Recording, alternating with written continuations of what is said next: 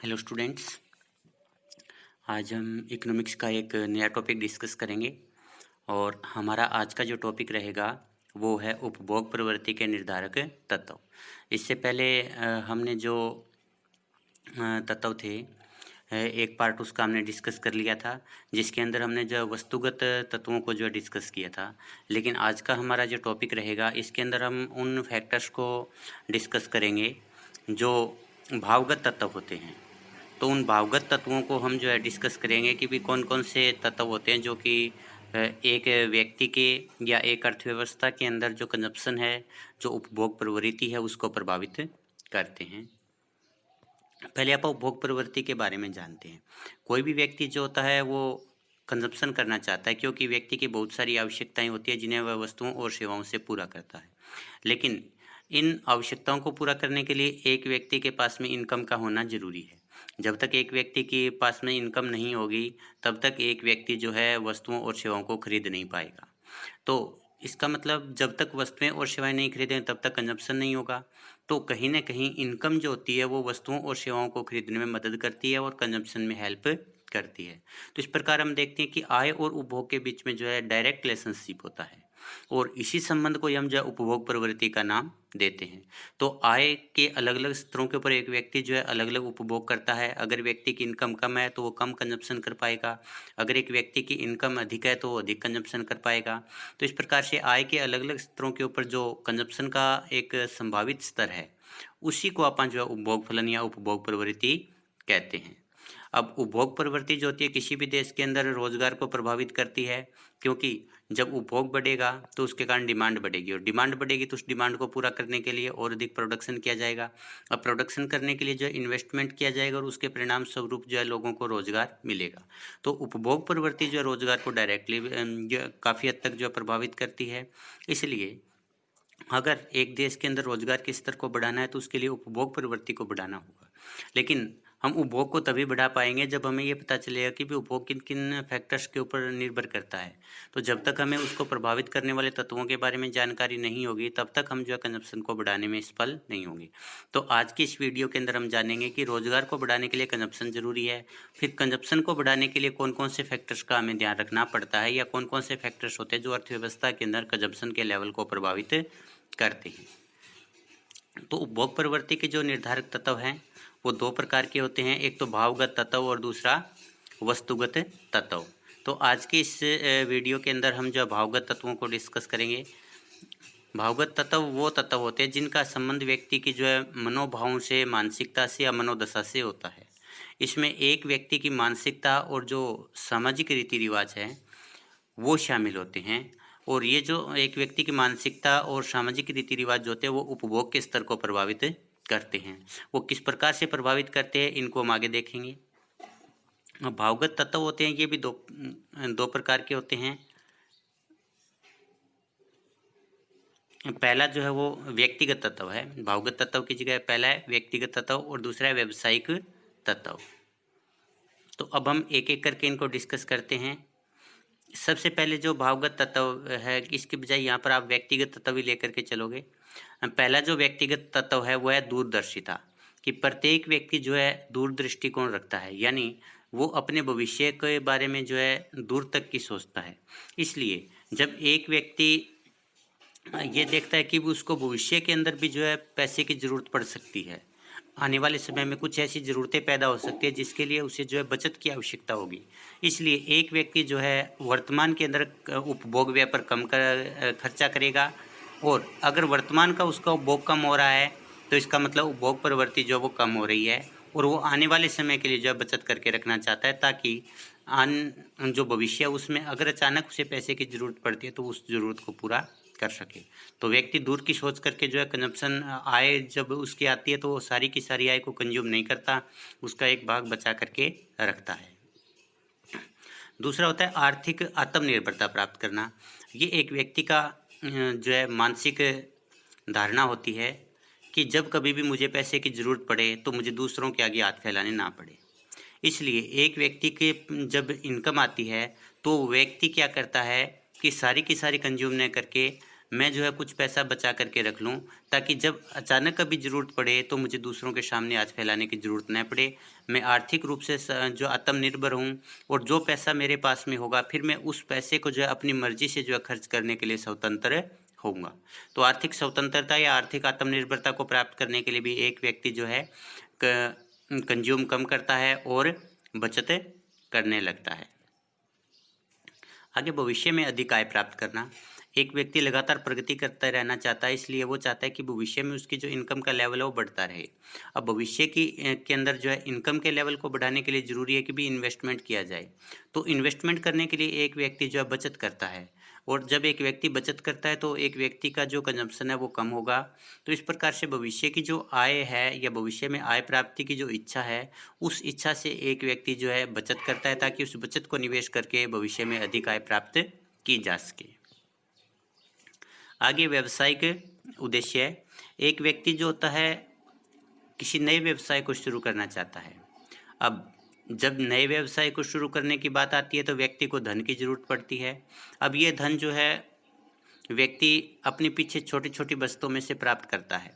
यानी जब एक व्यक्ति का नए व्यवसाय शुरू करने का एक प्रोग्राम होता है, तो व्यक्ति बहुत समय पहले से जो है बचाना शुरू कर देता है, ताकि आने वाले समय में उस बचत को वो इन्वेस्ट करके किसी नए व्यवसाय को शुरू कर सके। तो नए व्यवसाय को शुरू करने के उद्देश्य से भी व्यक्ति जो है उपभोग कम करता है।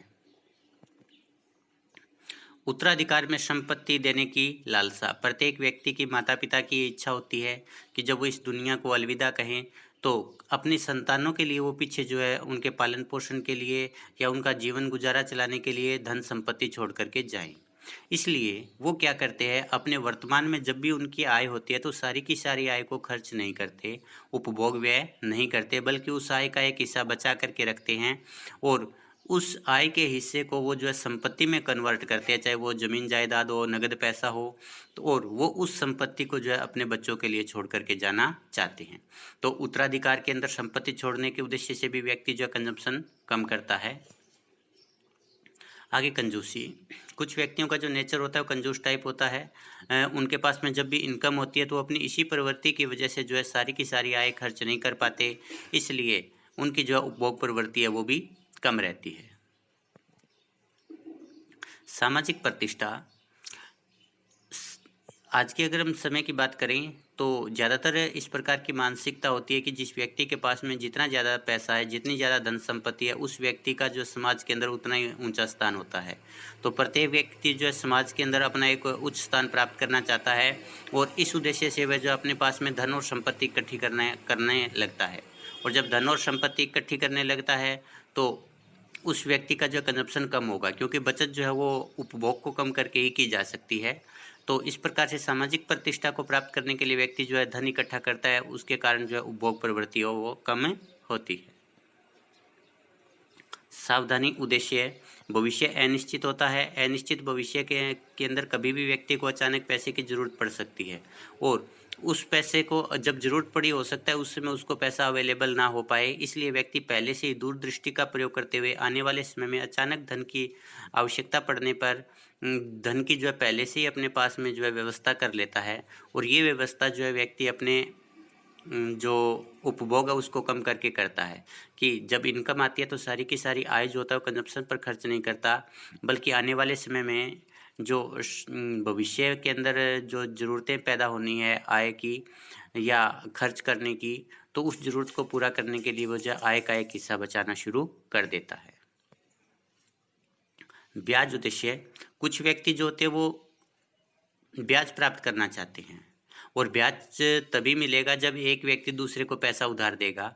तो दूसरों को पैसा उधार देने के लिए व्यक्ति जो है अपने कंजप्शन को जो है कम कर देते हैं और बचत करते हैं, और जो बचत होती है उस बचत को वो दूसरों को जो है ऋण दे करके जो है ब्याज प्राप्त करते हैं।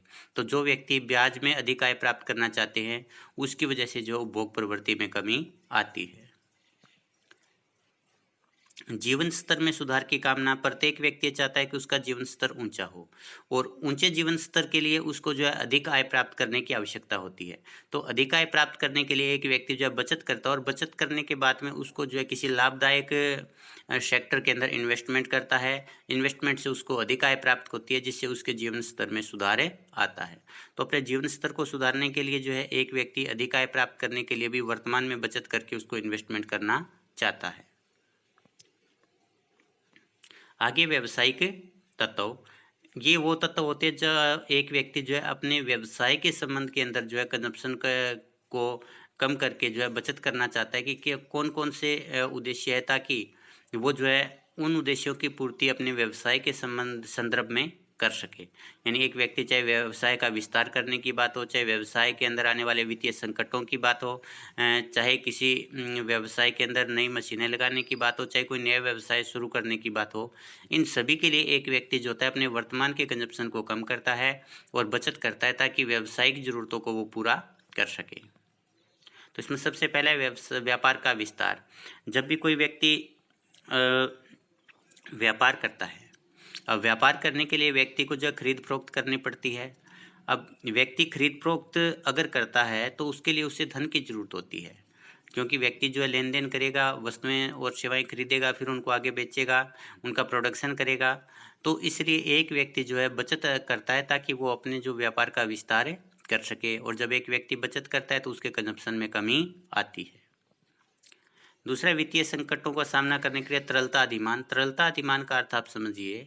तरलता अधिमान का अर्थ होता है किसी विशेष उद्देश्य के लिए व्यक्ति जो मुद्रा अपने पास में रखता है, उसको हम तरलता अधिमान कहते हैं। तो यहाँ पर तरलता अधिमान किस लिए है? वित्तीय संकट के लिए। कई बार व्यक्ति बिजनेस करता है, व्यवसाय करता है, तो उसे अनेक प्रकार के वित्तीय संकटों का सामना करना पड़ता है। जैसे मान लीजिए एक व्यक्ति व्यापार करता है, उसने दूसरों को जो है उधार दे दिया, लेकिन उसकी जो है उधार वापस नहीं आई, तो भी उसे अपने जो है व्यापार को जारी रखने के लिए पैसे की ज़रूरत पड़ेगी, क्योंकि अगर उसने वहाँ पर उस उधार के भरोसे रहा हो तो उधार वापस नहीं आने के कारण उसका बिजनेस है वो ठप हो सकता है। लेकिन इस प्रकार के जो संकट होते हैं, उन संकटों का सामना करने के लिए अपने व्यवसाय को जारी रखने के लिए व्यक्ति के पास में खुद का वित्त उपलब्ध होना चाहिए। तो इसके लिए व्यक्ति क्या करता है? अपने कंजप्शन को कम करके जो है बचत करता है, ताकि भविष्य में आने वाले वित्तीय संकटों का सामना कर सके। आगे वित्तीय विवेक। कोई भी व्यक्ति जब प्रोडक्शन करता है, उसकी फैक्ट्री चलती है, मशीनें चलती है, तो उन मशीनों के अंदर जो घिसावट होती रहती है, टूट फूट होती रहती है। तो उस घिसावट और टूट फूट को पूरा करने के लिए उसे धन की जरूरत होती है।